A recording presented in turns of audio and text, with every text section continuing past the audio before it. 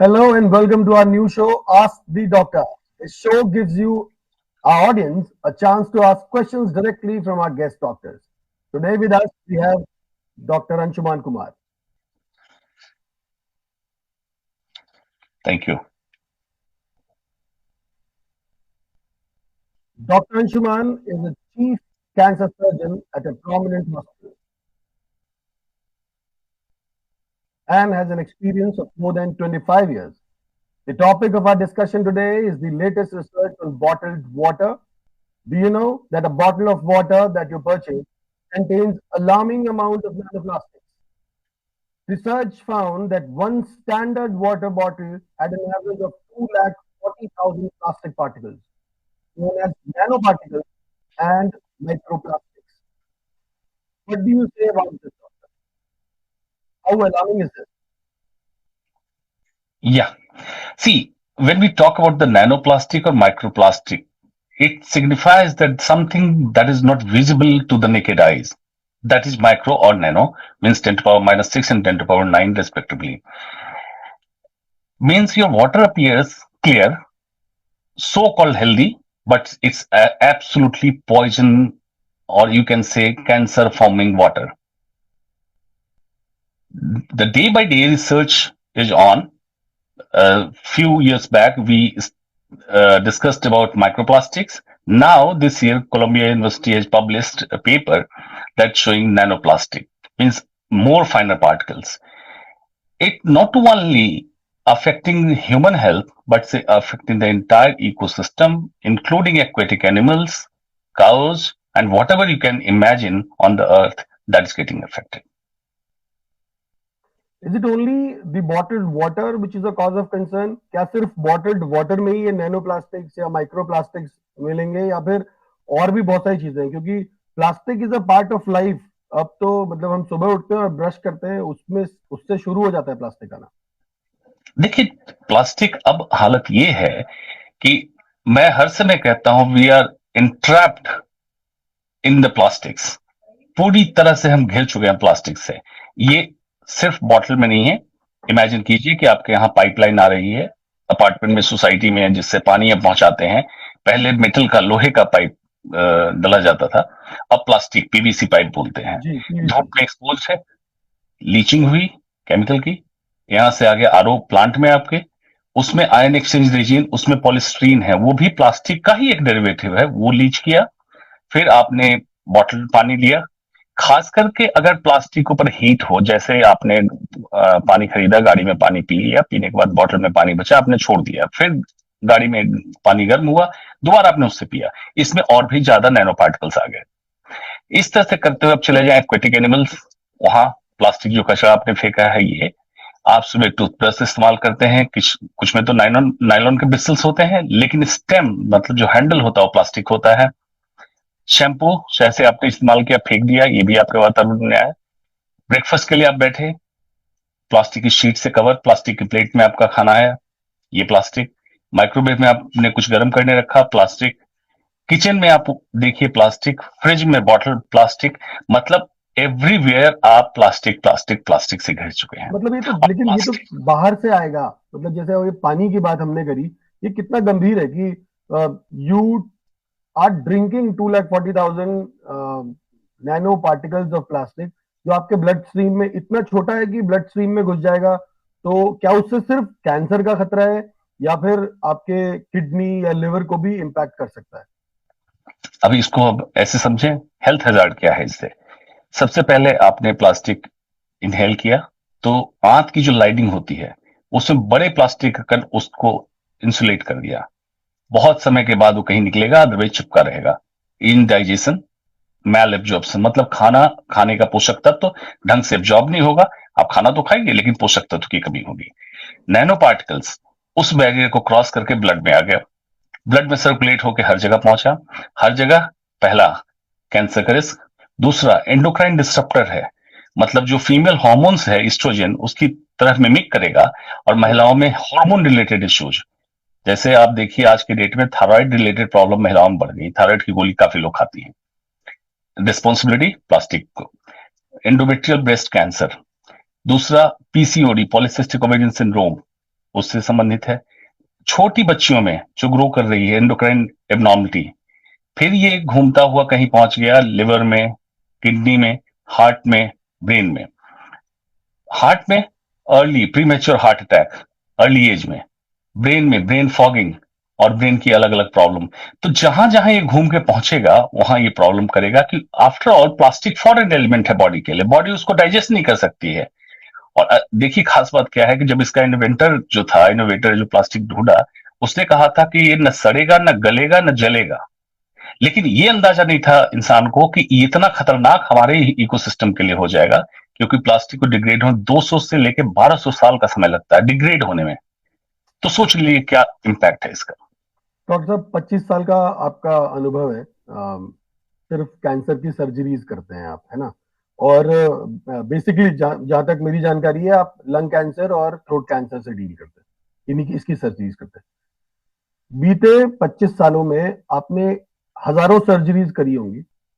Last 5 साल में आपको क्या इसमें कुछ ग्रोथ दिखती है कैंसर में? क्योंकि अपने आसपास लोगों में जिस तरह से मैं देखता हूं, कैंसर के केसेस, मतलब मेरे ख्याल से जितने जितने लोग हमें देख रहे हैं, सबको, सभी के कोई ना कोई क्लोज रिलेटिव में कैंसर से पीड़ित आदमी होगा। Is it because of screening, क्योंकि स्क्रीनिंग ज्यादा हो रही है इसलिए हमें ज्यादा पता चल रहे हैं, और इज इट बिकॉज कि इतना ज्यादा पॉल्यूटेंट्स एनवायरमेंट में है, including plastic, including air pollution, कि ये कैंसर सबको हो ही रहा है? दोनों बातें हैं। देखिए, पहले ये माना जाता था कि स्क्रीनिंग टूल मतलब कुछ जांचें बढ़ी है इसलिए कैंसर ज्यादा डिटेक्ट हो रहा है। ये बिल्कुल लास्ट रीजन अब बच गया है। एक्चुअल इंसिडेंस, जिसको हम कहते हैं एब्सोल्यूट इंसिडेंस ऑफ कैंसर, यही बढ़ा है। उदाहरण के तौर पे सिंपल लैंग्वेज में समझाने के लिए, पहले हमारे पास अगर कोई मरीज आता था, एक जनपद एक जिले से एक मरीज कोई आ गया। आज जब मरीज आते हैं तो कहते हैं हमारे बगल पड़ोसी का आपने इलाज किया था डॉक्टर साहब। एक overall reported incidence data wise बढ़ा है। तीसरी समस्या, कुछ कैंसर पहले माना जाता था मेट्रो सिटी की प्रॉब्लम है, मतलब बड़े शहरों में ब्रेस्ट कैंसर खास करके। आज स्तन कैंसर गांव तक पहुंच गया। क्यों? डिजिटल और टीवी टेलीविजन के कारण चीजें सब जगह देखी जाने लगी, और सारी चीजें वो जो हमारे जीवन का हिस्सा नहीं हुआ करता था, एक्सेप्ट कुछ एरिया छोड़ दीजिए, नॉर्थ ईस्ट का, कुछ उत्तराखंड का, कुछ हिमाचल का, जहां पहाड़ों में अभी भी इन चीजों से लोग बचे हैं, वहां पे वाकई कैंसर का इंसिडेंस कम है। तो ये साफ साफ दिखता है कि आपके जीवन शैली में, एक तो आज प्लास्टिक डिस्कस कर रहे हैं, ये है। एयर पोल्यूशन बहुत बड़ा कारण, जीवन शैली में गड़बड़ी, पाश्चात्य सभ्यता के खाने पे जो आप टिकने लगे और अपना खाना छोड़ने लगे, तो उसकी पूरी आदतें ले ली, और एक्सरसाइज लेकिन वो करते थे, वो आपने नहीं ली। घर का कामकाज बंद हो गया, ओबेसिटी, मोटापा बढ़ने लगा। नाइट लाइफस्टाइल एक कैंसर का बहुत बड़ा कारण। तो इस तरह से देखिएगा तो बहुत सारे बदलाव हमारे जीवन में आए हैं जो कैंसर के इंसिडेंस को बढ़ा रहा है, और इंसिडेंस बढ़ा है, इसमें कोई दो मत नहीं है। इंसिडेंसेस बढ़ रहे हैं and our dependency on plastic is increasing day by day. Firstly, जैसे भी आपने बहुत अच्छा एग्जांपल दिया, we used to use steel pipes for water supply. अपने घर में जो हम वाटर की जो पूरी सप्लाई लगाते थे, वो स्टील के पाइप्स होते थे, या स्टील के और एलॉयज के। अब हम डायरेक्टली पीवीसी यूज कर रहे हैं। ये कितना घातक है? क्योंकि लीचिंग तो होगी ही, एनवायरमेंट, हवा, और जिस जगह पे हम रहते हैं ग्लोब में, इसकी अच्छाई, इसका बेन और बून दोनों एक ही चीज है। द गुडनेस इज कि हमारे पास सारे मौसम है, and the bad thing is हमारे पास सारे मौसम है। गर्मियों में हम 40-45 डिग्री भी चले जाता है, तो लीचिंग हर एक्सट्रीम सर्कमस्टेंस से होगी। बिल्कुल। जहां भी देखिए, प्लास्टिक एक इजी एंड चीप अल्टरनेटिव है किसी भी चीज को रिप्लेस करने के लिए। आप देख रहे हैं हर चीज को धीरे धीरे प्लास्टिक से रिप्लेस आप कर रहे हैं। जैसे मिट्टी का बर्तन रिप्लेस बाय प्लास्टिक, कांच की बोतल या स्टील या कॉपर की बोतल replace by plastic, pipeline replace by plastic, गाड़ियों की कई चीजें रिप्लेस बाय प्लास्टिक। तो प्लास्टिक एक चीप इजी ऑल्टरनेटिव है, कंफर्ट जोन बहुत क्रिएट कर देता है, क्योंकि कॉस्टिंग इसकी कम होती है। आप यूज करें, फेंक दें, दोबारा ले लें, यूज एंड थ्रो। लेकिन थ्रो कहां? आपने वातावरण में किया, लौट के आप ही के पास आएगा। शेड, झोपड़ी पे, छपरों पे पहले आप देखते थे नॉर्मली खपड़ेल, फूस, इसकी आज प्लास्टिक का कवर करते हैं। वो भी देखिए कितना डेंजरस है। धूप लगा, बारिश हुई, धूप लगा, बारिश हुई, इसके पार्टिकल छोटे से टुकड़े उड़ के हवा में घूम रहे हैं। आप जब सांस ले रहे हैं तो आपके साथ हवा में इसी के माइक्रोप्लास्टिक से कण जा रहे हैं, तो फेफड़े में भी पहुंच रहा है, तो फेफड़े की प्रॉब्लम, जिसके कारण लोगों को सांस की तकलीफ होती है, लेकिन कोई बीमारी का पता नहीं चलता है। और धीरे धीरे वहां से लीच करके ये ब्लड स्ट्रीम में जाता है, फिर वही प्रक्रिया जो मैंने आपके रास्ते समझाया था, सेम प्रक्रिया करके ही हर अंग में पहुंचता है। तो हर जगह से प्लास्टिक जब है, तो आप समझिए कि आपके वातावरण में जहां भी प्लास्टिक आपको दिख रहा है, वो आपके लिए खतरनाक है, इसमें कोई दो मत नहीं है। और कुछ दिनों पहले सरकार ने बैन किया प्लास्टिक पे, जो पॉलीथीन थी, खासकर उस पे, है ना। एक ये बहुत ही इंप्रेसिव कदम था, अच्छा कदम था, सरकार ने उठाया। तो उससे 70 माइक्रोन्स का से नीचे के जो थे वो बैन कर दी। पर अब सवाल ये है कि क्या सिर्फ कैरी बैग्स में ही हम प्लास्टिक यूज करते हैं? हम तो चिप्स के पैकेट में भी प्लास्टिक है। एग्जैक्टली। और सिर्फ वही नहीं है, क्या ये सिर्फ बैन, आपको लगता है, आपने लॉ की डिग्री भी आपके पास है डॉक्टर, आप बताइए कि एक बैन सिर्फ कागज में लगा देने से क्या लोग, इससे जो बुरे प्रभाव हो रहे हैं, कैंसर से हम बच नहीं सकते हैं? बिकॉज आपने बताया जैसे कि हम इसको फेंकेंगे, ये डिग्रेड नहीं होगा, हमारी धरती इसे डिग्रेड नहीं कर पाएगी। और अभी कुछ दिनों पहले एक और रिसर्च आई थी जिसमें कुछ ऐसे माइक्रो ऑर्गेनिजम्स जो है वो पता चले थे, जो इसको धीरे धीरे over the period of long time decompose करने में सक्षम है, पर वो भी सालों में। तो क्या आपको लगता है कि ये जो कदम सरकार उठा रही है वो सही है? वो उससे कुछ फायदा हो रहा है? देखिए, ये बहुत ही, आप कह सकते हैं कि समुद्र में एक लोटे पानी के बराबर है, कुछ नहीं है। आप इमेजिन कीजिए, आपने जैसे चिप्स का पैकेट बोला, इस तरह के बहुत सारे पैकेट हैं, बच्चे खाए या कोई भी इंसान उसको कंज्यूम करता है, फेंक देता है रोड साइड। देखिए कितना बड़ा इंपैक्ट है, अंदाजा नहीं लगता, लोगों को बहुत लाइटली ले रहे हैं चीजों को। धरती आपकी इंसुलेट हो गई प्लास्टिक से, प्लास्टिक एक इंसुलेटर होता है, तो धरती को सील कर दिया एज इट इज भी, और जब वो डिग्रेड होकर छोटे छोटे पार्टिकल से उसके बने, तो जो सॉइल के अंदर पोर्स होते हैं उसको ब्लॉक कर दिया। अब जब बारिश हुई, तो आपने कहा सैलाब आ गया, हर जगह आप सुनते होंगे बारिश के मौसम में सैलाब हो रहा है, चाहे दिल्ली हो चाहे कहीं हो। ये पानी अंदर नहीं जा पाया, बस इतना ही है, ऊपर रह गया। अंडरग्राउंड वाटर टेबल आपका रिचार्ज नहीं होता है, अंडरग्राउंड वाटर टेबल नीचे खिसकता जा रहा है, मतलब पानी की कमी हो रही है और बारिश का पानी ऊपर जमा रह रहा है। सारे नाले, सीवर, ड्रेन आपके क्लॉग हुए पड़े हैं। वहां से लेके एक्वेटिक एनिमल्स, जैसे मछली, मछली के पेट में प्लास्टिक, जितने एक्वेटिक एनिमल्स जो नॉन वेजिटेरियन है जानते होंगे, जो जो आप खाते हैं, क्रैब है, प्रॉन है, प्लास्टिक के पार्टिकल्स पड़े हैं। शहर की तो गायें भी प्लास्टिक खा जाती है, उसमें जब खाना निकाल के आप लोग फेंकते हैं, और उसके पेट में, कई तो रिपोर्ट आपने देखी होगी जिसमें गाय के पेट की सर्जरी हुई, उसमें टन प्लास्टिक निकले। अच्छा, वही गाय जब लीच होकर उसके ब्लड में गया, वही दूध आपने पिया, उसमें प्लास्टिक के सारे कंटेंट, जो BSA, bisphenol A, phthalates, polystyrene, ये जो कंपोनेंट है प्लास्टिक के, जो हेल्थ के लिए खराब है, वो आपके मिल्क में आ गया। इस तरह से देखिए तो कौन सी ऐसी जगह बची है?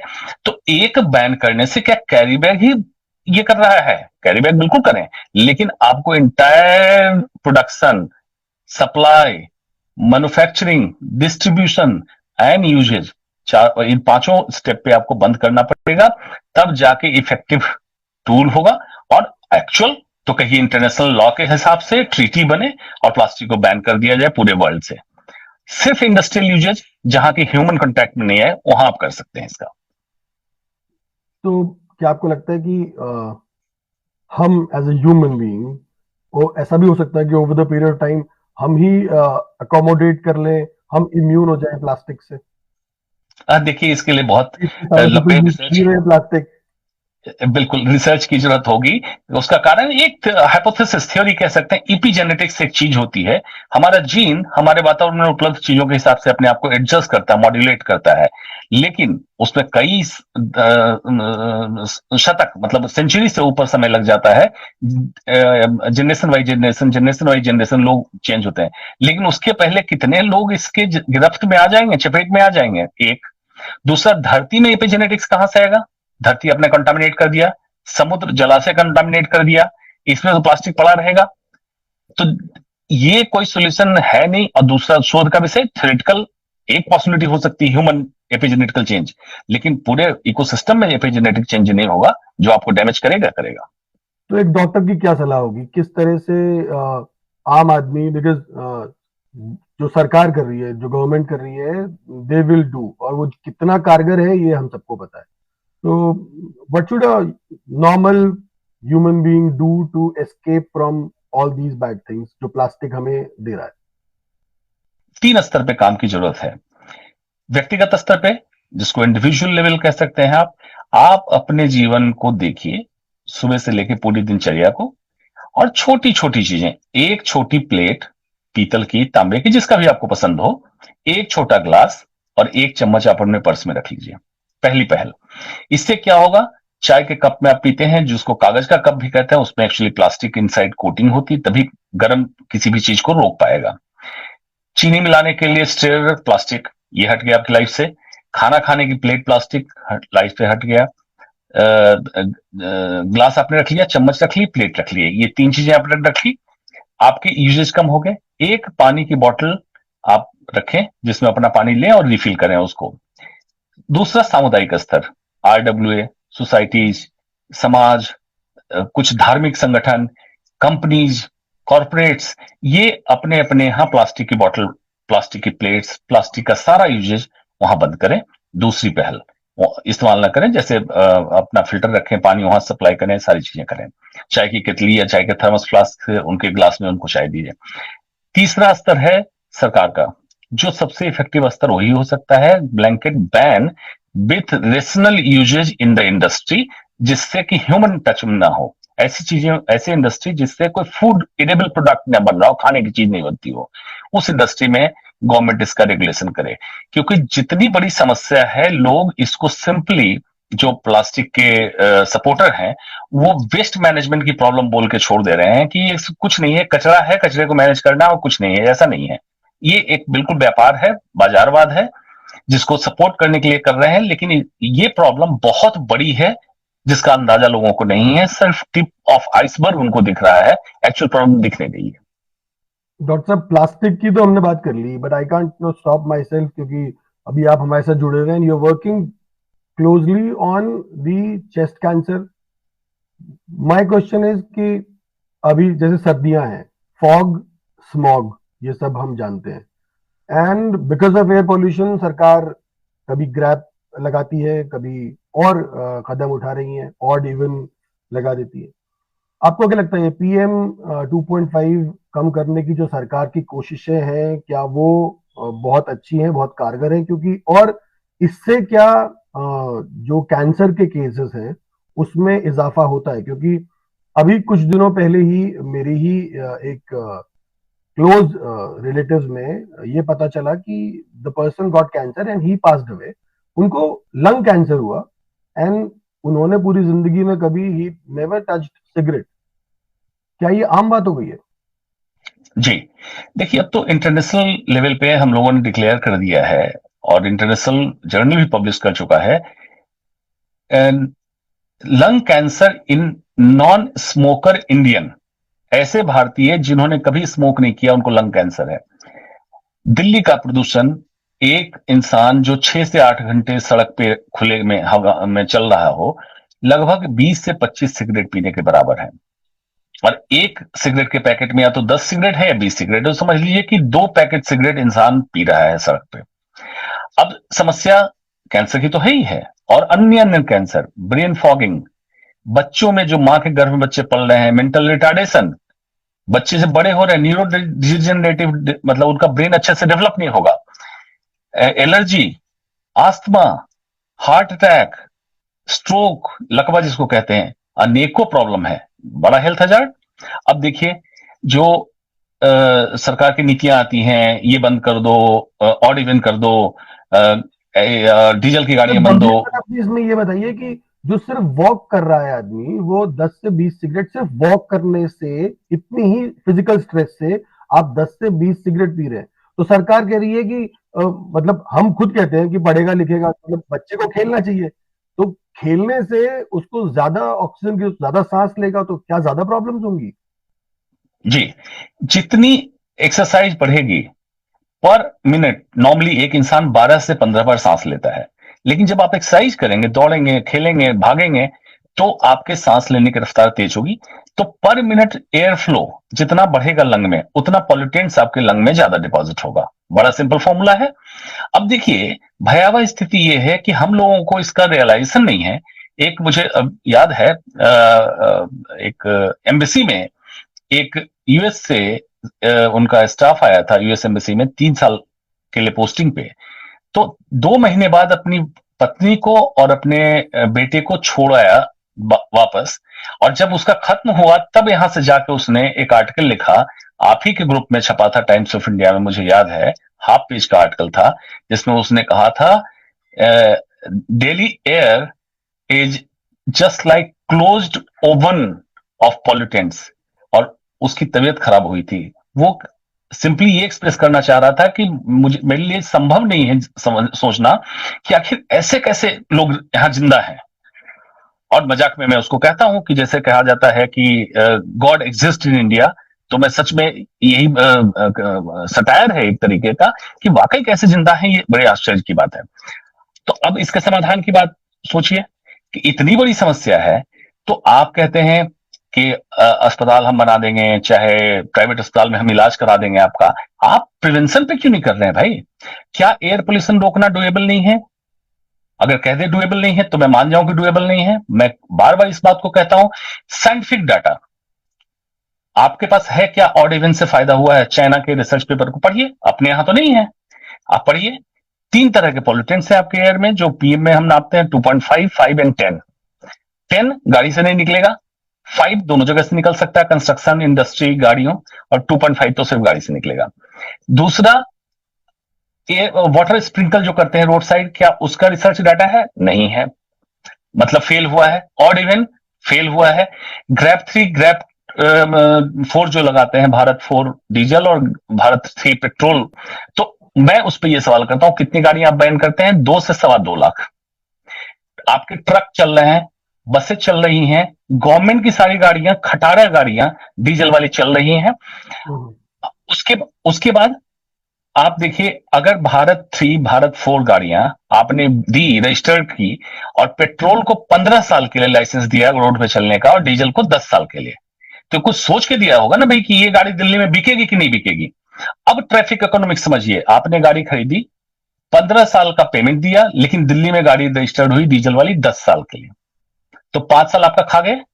2-2 महीने आपकी गाड़ी बंद कर दी गई हर साल, तो at the end of 10 years आप जोड़ लीजिए, 24-25 महीने हो गए, 2 साल कम हो गए, तो आप बेसिकली 8 साल गाड़ी चलाएंगे, और पेमेंट दे रहे हैं रोड टैक्स, जिसको कहते हैं आरटीओ टैक्स, रोड टैक्स दे रहे हैं 15 साल का। ये इसका, उसके अलावा पब्लिक क्या करेगी उस समय? कैब से चलेगी, उसका खर्चा अलग। अगर कैब से चलने में उसको कोई इन्फेक्शन होता है, हाइजीन का इश्यू होता है, fungal infection, cab unhygienic condition में दिल्ली में आप भी जानते हैं, तो अलग समस्या। मतलब हर समस्या में पब्लिक जूझ रही है, पब्लिक के पास सॉल्यूशन क्या है? और अनसाइंटिफिक, सब इंपल्सिव एंड एडॉकिज्म, ब्यूरोक्रेटिक डिसीजन ये सब देते हैं, जो इंपोज डिसीजन है, इसका कोई वैज्ञानिक सपोर्ट नहीं है। तो डॉक्टर साहब, मतलब मुझे ये लगता है कि लाइफस्टाइल में चेंज करना ही एक ऑप्शन जो है हम सभी लोगों के पास है। इसके अलावा जो बड़े लेवल पे चेंजेस है वो तो सरकार ही कर पाएगी। प्रोग्राम के एंड में मैं बस आपसे ये पूछना चाहता हूँ कि क्या, जैसे कुछ मिथ्स हम रोज रूबरू होते हैं कुछ मिथ्स से, जैसे मैंने अभी कुछ दिनों पहले पढ़े कि अगर किसी को कैंसर हो जाता है तो उसे चीनी और नमक कम खाना चाहिए। क्या ऐसा कुछ है? कोई स्टडी हुई है ऐसी? देखिए, सोशल मीडिया यूनिवर्सिटी का ज्ञान है ये ज्ञान सर्कुलेट होता रहता है आपके सोशल मीडिया ऐप पे। इसकी फिलॉसफी क्या देते हैं हम लोग जो फैला रहे हैं? सबसे पहले तो ये मिथ है, इसमें कोई फैक्ट नहीं है। ये देते हैं कि cancer cell survive on sugar. ये कहां से आया? कैंसर सेल को शुगर, मतलब एनर्जी की रिक्वायरमेंट नॉर्मल सेल से ज्यादा है, ये फैक्ट है। लेकिन क्या शुगर छोड़ के आप बॉडी को शुगर फ्री कर रहे हैं क्या? इम्पॉसिबल है। Brain survive only on glucose. तो ब्रेन को जिंदा रहने के लिए, काम करने के लिए, मतलब इंसान को जिंदा रहने के लिए ग्लूकोज चाहिए।